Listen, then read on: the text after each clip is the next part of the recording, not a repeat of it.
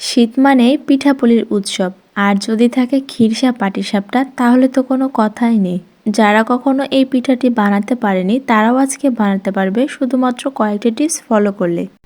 আসসালামু আলাইকুম everyone, welcome to আলোর মিনি কিচেন। আশা করছি আমার ভিডিওটিকে অনেক ভালো লাগবে এবং সহজও লাগবে। আমি প্রথমেই নিয়ে নিচ্ছি একটা মিক্সিং বোল, দিয়ে দিচ্ছি 1 কাপ শুকনো চালের গুঁড়া, দিয়ে দিচ্ছি হাফ কাপ ময়দা, দিয়ে দিচ্ছি হাফ চা চামচের মতো লবণ। একটা হ্যান্ড উইক্স দিয়ে আমি শুকনো উপকরণগুলোকে ভালোভাবে মিশিয়ে নেব। এখানে দিয়ে দিচ্ছি জাল করে রাখা কুসুম গরম দুধ। আপনারা চাইলে মিল্ক পাউডার অথবা পানি দিয়েও ব্যাটারটা তৈরি করতে পারেন। পানি ব্যবহার করলেও পানিটাকে কুসুম হতে হবে, তবে আমি স্বাদের জন্য লিকুইড দুধটাই ব্যবহার করেছি। অল্প অল্প করে দুধটাকে দিতে থাকবো আর মেশাতে থাকবো।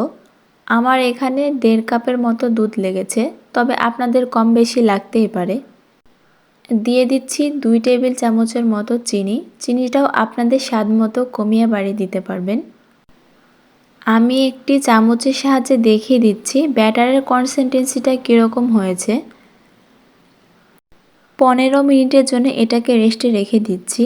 এইদিকে ক্ষীরসাটা বানানোর জন্য 1.5 কাপ লিকুইড দুধ ব্যবহার করেছি। চাইলে এখানে মিল্ক পাউডারটাও আপনারা ব্যবহার করতে পারেন। দুধটাকে ভালো করে নেড়েচেড়ে দিচ্ছি। দুধটা এখন বলক চলে এসেছে। দুধটাকে সামান্য পরিমাণ আমি জাল করে নিয়েছি। এবারে এখানে দিয়ে দিচ্ছি সামান্য পরিমাণে লবণ, দিয়ে দিচ্ছি 2 টেবিল চামচের মতো চিনি। চিনিটাকে ভালো করে নাড়াচাড়া করে নিয়েছি। দিয়ে দিচ্ছি 1/3 কাপ গুড়। চিনি বা গুড় যে কোনো একটা দিলেই হয়, তবে আমি দুটোই দিয়েছি। গুড়টা দিলে ক্ষীরসার স্বাদটা আরও অনেক গুণ বেড়ে যায়। দিয়ে দিচ্ছি 2 টেবিল চামচের মতো শুকনো চালের গুঁড়া, তবে ময়দা কিংবা আটা যে কোনো একটা দিলে হবে। আমি শুকনো চালের গুঁড়াটাই দিয়েছি। এটা ভালোভাবে মেশাতে হবে যেন দলা পাকিয়ে না যায়, আর খেয়াল রাখতে হবে গ্যাসের ফ্লেমটা যেন লোতে থাকে। তা না হলে ক্ষীরসার পানিটা শুকিয়ে যাবে, অথচ ক্ষীরসাটা ভালোভাবে পাক হবে না। আমি এইভাবে বারবার করে ক্ষীরসাটাকে নাড়াচাড়া করতে থাকবো। অনেকটাই হয়ে এসেছে, আঠালো আঠালো হয়ে গেছে। ক্ষীরসাটা হয়ে গেছে কখন বুঝবো? প্যানের গা থেকে ছেড়ে আসলে বুঝতে হবে ক্ষীরসাটা হয়ে গেছে। আমি এভাবেই নামিয়ে রাখবো, কারণ এটা ঠান্ডা হয়ে গেলে শক্ত হয়ে যাবে। 15 মিনিট পর ফিরে আসলাম। আমি একটা চামচের সাহায্যে দেখিয়ে দিচ্ছি ব্যাটারের ঘনত্ব কতটুকু হয়েছে। চিতই পিঠার যে ব্যাটারটা হয় সেই ব্যাটারের মতো করে এটা করতে হয়। সামান্য পরিমাণে তেল দিয়ে টিস্যুর সাহায্যে আমি প্যানটাকে ভালোভাবে মুছে নিচ্ছি, আর গ্যাসের ফ্লেমটাকে আমি লোতে রেখেছি। এবার আমি ব্যাটারটাকে দিয়ে দিচ্ছি।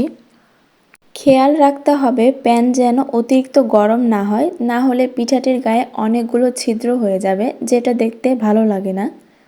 ওপর দিকে যখন টেনে আসবে তখন আমি ক্ষীরসাটা দিয়ে দেব। দেখেই বুঝতে পারছেন ক্ষীরসাটা কত সুন্দর শক্ত হয়ে গেছে। যে পাশ থেকে ক্ষীরসাটা দিয়েছি সে পাশ থেকে আমি ফোল্ড করে নেব। দেখুন কত সুন্দরভাবে উঠে আসছে তেলটা দেওয়ার জন্য। এইভাবে করে পিঠাটি আমি 2 পাশে অল্প সেঁকে নেব। আপনাদের দেখার সুবিধার্থে আমি আরেকটি পিঠা বানিয়ে দেখাচ্ছি। আর যতবার পিঠা বানাবো ততবার পিঠা বানানোর আগে এভাবে করে তেলটা ব্রাশ করে নিতে হবে, তারপর ব্যাটারটি দিতে হবে। পারফেক্টভাবে পিঠা বানাতে হলে শুধুমাত্র কয়েকটা জিনিস খেয়াল রাখতে হবে। ব্যাটারটাকে অনেক ভালো করে তৈরি করতে হবে, আর গ্যাসের ফ্লেমটাকে আস্তে রেখে পিঠাটি বানাতে হবে যেন ওপরে কোনো ছিদ্র না হয়ে যায়। ওপরে ছিদ্র হলে পিঠাটি দেখতে মোটেও ভালো লাগে না। আমার পিঠাগুলো দেখেই বুঝতে পারছেন মাশাআল্লাহ কত সুন্দর হয়েছে। দেখতে অনেক সুন্দর, খেতেও অনেক মজা। এরকম করে এই পিঠাটি বানাতে পারবেন যদি আমার ভিডিওটা ফলো করেন। আশা করছি আমার ভিডিওটা আপনাদেরকে অনেক ভালো লেগেছে। সবাই ভালো থাকবেন, সুস্থ থাকবেন। আল্লাহ হাফেজ।